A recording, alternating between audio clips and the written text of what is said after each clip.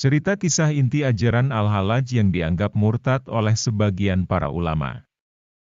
Simak sampai akhir agar tidak gagal dalam memahaminya. Terima kasih. Bismillah.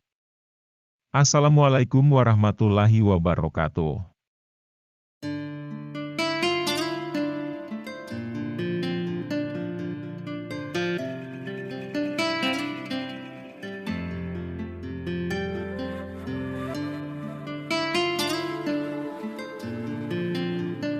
Dalam jagat tasawuf, nama Al-Hallaj bukanlah sesuatu yang sulit diingat. Tokoh tasawuf ini, oleh sebagian ulama dianggap sebagai orang yang murtad. Namun, tidak sedikit ulama yang memuji konsep dan ajaran tasawuf beliau. Terlepas dari semua itu, penulis hendak memberikan informasi penting kepada pembaca terkait inti ajaran Al-Hallaj.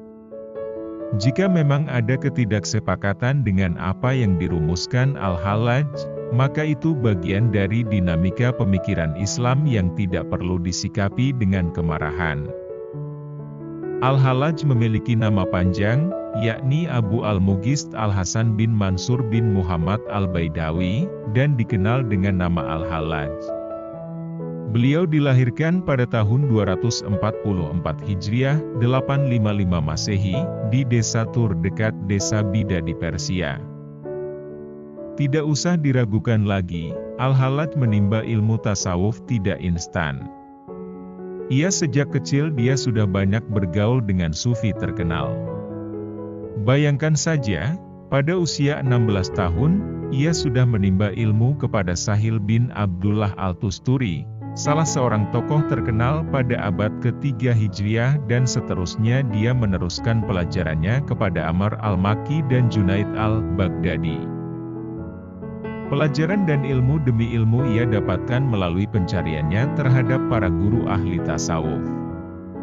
Tentu dalam posisi ini, pergolakan dan kematangan ilmu tasawufnya sangat kental. Sehingga menjadikan Al-Hallaj, ketika itu berusia 53 tahun, menjadi perbincangan para ulama waktu itu karena paham tasawufnya yang berbeda dengan yang lain. Berikut inti ajaran tasawuf Al-Hallaj sebagai berikut. Pertama, hulul. Ajaran ini dimulai dari pandangan Al-Hallaj yang mengatakan bahwa Allah memiliki dua sifat dasar, yaitu sifat ketuhanan, lahut, dan sifat kemanusiaan, nasut. Sifat ini, oleh Al-Hallaj dikembang oleh Al-Hallaj bahwa demikian pula manusia, di samping memiliki sifat kemanusiaan juga memiliki sifat ketuhanan dalam dirinya. Paham Al-Hallaj ini juga dapat dilihat dari penafsirannya mengenai penciptaan Nabi Adam, Quran Surat Al-Baqarah 34. Dan, ingatlah, ketika kami berfirman kepada para malaikat, sujudlah kamu kepada Adam, maka sujudlah mereka kecuali iblis. Ia enggan dan takabur dan ia termasuk golongan orang-orang yang kafir. Menurut Al-Hallaj, Allah memberikan perintah kepada malaikat untuk sujud kepada Adam karena pada diri Adam, Allah menjelma sebagaimana dia menjelma, hulul, dalam Isa alaihi salam. Dengan demikian, dapat dipahami pula bahwa ketika Allah menjelma dalam diri Adam, maka hal itu berarti Allah menciptakan Adam sesuai dengan bentuknya. Cara lebih lanjut agar dapat bersatu dengan Allah, ia harus terlebih dahulu menghilangkan sifat kemanusiaan melalui fana.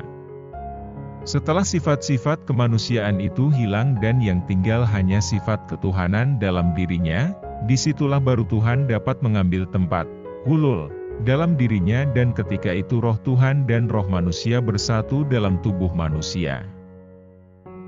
Pada posisi inilah, Al-Hallaj bersatu dengan Tuhan. Penyatuan ini disebut hulul. Dari sini, Al-Hallaj mengalami pengalaman syathahat dengan mengatakan, Ana al-Haq, aku adalah Tuhan. Hal ini berarti, bukanlah roh Al-Hallaj mengucapkan itu, tetapi roh Tuhan mengambil tempat dalam dirinya. Dengan kata lain bahwa Al-Hallaj sebenarnya tidak mengaku dirinya Tuhan. Hal ini pernah pula ia tegaskan, Aku adalah rahasia yang maha benar, dan bukanlah yang maha benar itu aku hanya satu dari yang benar, maka bedakanlah antara kami. Kedua, hakiki Muhammadiyah. Adapun ajaran Al-Hallaj lainnya adalah hakiki Muhammadiyah atau Nur Muhammad, yaitu asal atau sumber dari segala sesuatu, segala kejadian, amal perbuatan dan ilmu pengetahuan. Nur Muhammad inilah alam ini dijadikan. Di dalam kitabnya At-Tawasin, Al-Hallaj menulis, cahaya-cahaya kenabian memancar dari cahayanya. Cahaya-cahayanya pun terbit dari cahayanya. Dalam cahaya-cahaya itu tidak satu pun cahaya yang lebih cemerlang, gemerlap dan terdahulu dari cahaya pemegang kemuliaan, Muhammad Shallallahu Alaihi Wasallam. Ketiga, wahbah al-adyan, kesatuan semua agama. Paham atau ajaran ketiga ini sangat berkorelasi dengan ajaran kedua.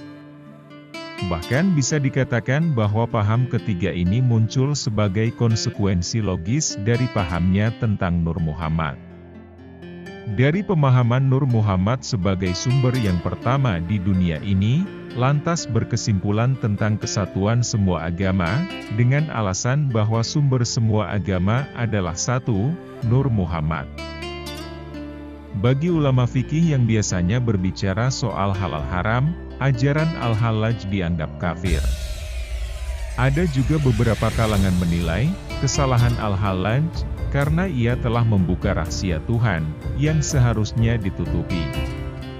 Kalimatnya yang sangat terkenal hingga saat ini, adalah Ana Al-Had, yang berarti, akulah Allah. Namun ada juga yang menyanjung dan mendukung bahkan mencoba mengamalkan ajaran Al-Hallaj. Wallahu a'lam bishawab. Demikianlah cerita kisah inti ajaran Al-Hallaj. Semoga bermanfaat. Jangan lupa like dan subscribe agar saya lebih semangat lagi dalam berbagi ilmu.